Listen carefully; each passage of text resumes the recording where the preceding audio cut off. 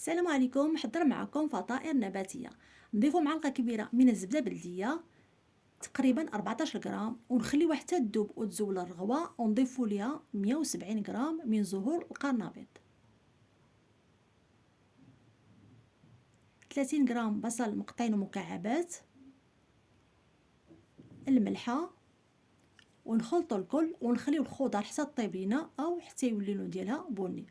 ومن بعد نضيفوا معلقه صغيره من الكمون، ربع ملعقه صغيره رقائق الفلفل الحار، نصف ملعقة صغيرة قزبر حبوب مطحون، ربع ملعقة صغيرة كمون حبوب، 6 غرام من الزنجبيل طري نقيوه ونقطع مكعبات صغار، ونخلطوا الكل ونخليه مدة دقيقة أو دقيقتين ونزولهم فوق النار.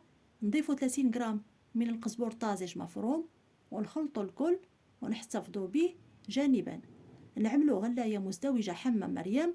نضيفوا 70 غرام من دقيق اللوز، 227 غرام من الموزاريلا مبشورة، نصف ملعقة صغيرة كمون، الملحة، ونخلطوا الكل حتى يذوب لنا الفرماج وشكلنا عجين. ومن بعد نزولو فوق النار ونعجنوه عدة مرات، ونطلقوا العجين ونقطعوه دوائر أو مثلث، ونعمرو دوائر بالحشوة قرنبيط،